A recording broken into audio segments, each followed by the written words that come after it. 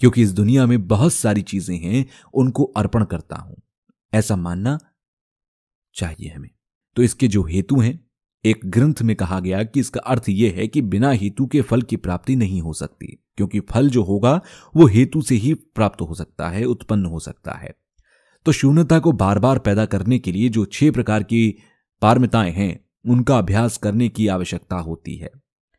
बिना उनका अभ्यास किए बुद्ध भूमि को प्राप्त नहीं किया जा सकता। बुद्धत्व को प्राप्त करने के लिए हेतुओं को बिना जाने अगर उसका अभ्यास के रूप में करते हैं, अगर ऐसा माने तो केवल अभ्यास करने से फायदा नहीं होता। उसके लिए क्या चीजों की परिपूर्णता नहीं होती। जो प्राप्त करने के लिए जो फल हैं, तो हमारे जितने भी क्लेश हैं वो नष्ट हो चुके हैं। तो अपने स्वयं से जो धर्म कार्य या दूसरों के हित के लिए जो रूप काय है, उन्हें उत्पन्न करने की आवश्यकता होती है। ऐसा नहीं है कि पहले धर्म कार्य को उत्पन्न कर लें और फिर धर्म काय आदि को प्राप्त करें, ऐसा संभव नहीं है। वो साथ साथ ही उत्पन्न होते हैं। बुद्धत्व को प्राप्त करने के लिए सभी मार्गों की व्यवस्थाएं होती हैं। जहां तक संभोग काय की बात की जाए तो किस प्रकार से होते हैं, तो उसको जानने के लिए 80 प्रकार के छोटे छोटे मार्ग और कुछ बड़े मार्ग उसमें देखे जाते हैं। उसमें समाधि की आवश्यकता होती है, जो 24 घंटे की समाधि में बने रहें। ऐसी चीजें सिर्फ भगवान बुद्ध की भूमि पर ही मिल सकते हैं। बाकी दूसरी जगहों पर ऐसे लोगों की संभावना नहीं है। जितने प्रकार के हमारे क्लेश हैं, उनको अपने अनुभव के द्वारा नष्ट करने के बाद ही चाहे शून्यता को प्राप्त करने में अंतर भले ही ना हो, लेकिन फिर भी जो रूप काय है उसको प्राप्त करने का अंतर नहीं हो सकता। फिर धीरे धीरे अभ्यास करना चाहिए। जो हमारे निरोध हैं, ज्ञान है, वो धीरे धीरे और ज्यादा प्रबल हो जाता है, सूक्ष्म हो जाता है और ज्यादा स्थिर हो जाते हैं। इसलिए जो अपने हित के लिए धर्मकाय की प्राप्ति की जाती है, उसकी वहां व्यवस्था देखने को मिलती है। तो जब हम इस प्रकार के धर्मकाय हो जाते हैं तो संभोगकाय क्यों नहीं हो सकते। भारतीय विद्वानों ने यह भी कहा है कि धर्मकाय के बाद उसके समानतः एक प्रकार का हेतु उत्पन्न होता है। उन्होंने दोनों प्रकार के कायों की व्याख्या की है। हालांकि ज्ञान काय की बात की जाए तो ये तत्व है, ये नित्य नहीं है, ये परिवर्तनशील चीज है। तो इस तरह के इत्यादि चीजों का प्राप्त होना, उनकी चीजें अलग अलग होती हैं। हमारे अंदर का जो चित्त है वो धीरे धीरे अभ्यास करते हुए बुद्धि के जो काय हैं उसमें परिवर्तन हो जाता है। चीजों को सिद्ध करने की जो बात है वो परहित के लिए रूप काय को प्राप्त करने की आवश्यकता होती है। लेकिन फिर भी अगर इन चीजों की व्याख्या की जाए तो तंत्र में इसकी व्याख्या को देखा जा सकता है। इसमें अलग अलग परिवर्तन करने की चीजें आती हैं। तो महासमुद्र और इन चीजों को अभ्यास के रूप में लाया जा सकता है। रूप काय को प्राप्त करने के लिए पूर्व से ही इसके लिए आधार पर चारों तंत्र में इसकी व्याख्या की जाती है। तो सबसे पहले अपने आप को ऐसा मानना चाहिए कि अब लोकेतेश्वर के रूप में परिवर्तित हो गए हैं। अभ्यास करना चाहिए कि उसमें भी कभी कभी क्रोध के रूप में दिखाया जाता है।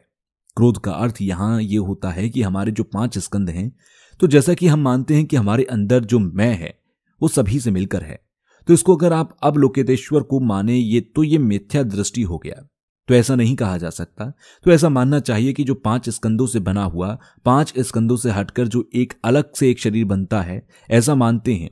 ऐसे उदाहरण के तौर पर अगर कोई व्यक्ति है, उसको इंगित करने के लिए हम कहते हैं कि वो ये है, तो उसको अलग से अगर 5 स्कंदों में रखकर देखा जाए तो उसको कहा जाता है कि फलाना व्यक्ति है। वहीं अगर उसके स्कंदों को अलग अलग करके देखें तो उसकी व्याख्या मुश्किल है। ऐसा कहीं देखने को नहीं मिलता। इसीलिए हमारे अंदर जो रौद्र रूप है, तो अब लोकेतेश्वर का एक तरह से गर्भ के रूप में ऐसा माने तो उस समय जितने भी 5 स्कंद या क्षणिक हैं, उनको चित्त के रूप में उत्पन्न होना चाहिए। अगर ऐसा कहें कि ऐसी बात नहीं है तो ऐसा कहा नहीं जा सकता, क्योंकि हमारा शरीर 5 स्कंदों से मिला हुआ है।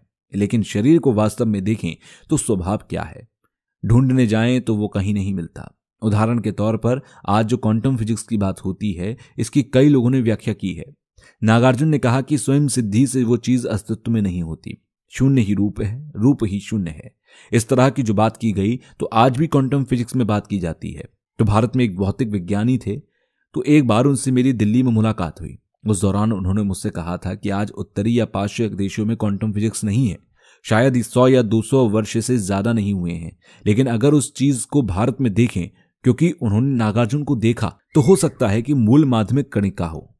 उन्होंने कहा कि क्वांटम फिजिक्स नागार्जुन के ग्रंथ में दिया गया है। उन्होंने यह भी कहा कि भारतीय होने के नाते मैं गर्व महसूस करता हूं कि आज दुनिया में जो क्वांटम फिजिक्स की बात कहते हैं, वो आज की बात है, जबकि भारत में ये 2500 वर्ष पूर्व से व्याख्या की गई। तो मैं भी क्वांटम फिजिक्स वाले वैज्ञानिकों से मिलता हूं। एक बार मेरी कोलकाता में क्वांटम फिजिक्स के प्रोफेसर से मुलाकात हुई, तो उनसे मैंने पूछा कि क्वांटम फिजिक्स किस प्रकार होती है। तो ऐसा कहा जाता है कि अपने स्वभाव से सिद्ध कोई चीज नहीं होती है, सारी की सारी चीजें अपने चित्त के द्वारा आच्छादित की जाती हैं।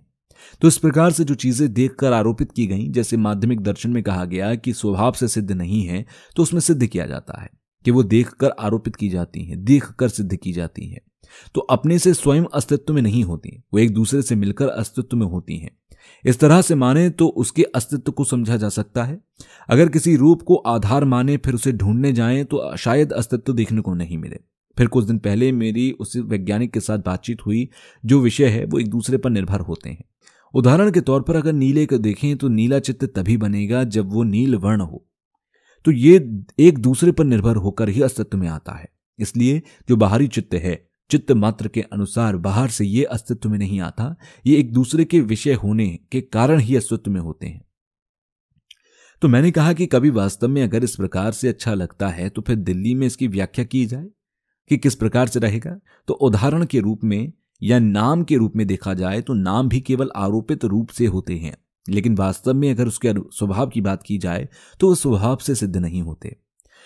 तो उनसे मैंने कहा कि उनके भविष्य में इसके बारे में बातचीत करनी चाहिए, एक संवाद करना चाहिए।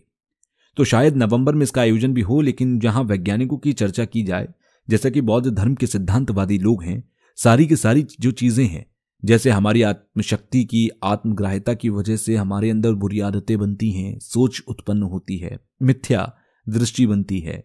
नागार्जुन ने कहा कि जिस चीज को हम देखते हैं, जिस विषय को हम देखते हैं, उसमें हमारी एक तरह की आसक्ति बन जाती है, उसमें ग्राह्यता बन जाती है।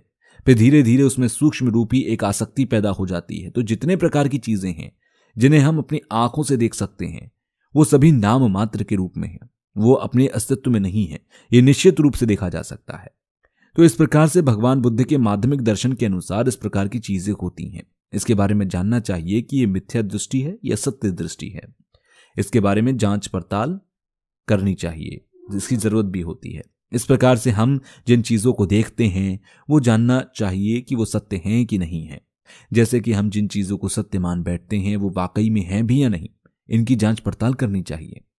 इस तरीके से हम शून्यता का अभ्यास करते हैं और शून्यता का ध्यान करते हैं।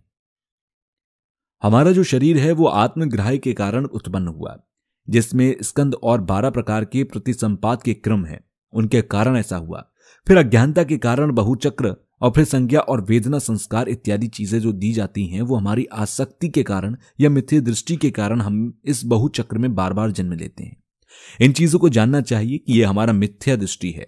मिथ्या दृष्टि को अगर हम पहले समझेंगे फिर धीरे धीरे इन्हें नष्ट किया भी जा सकेगा।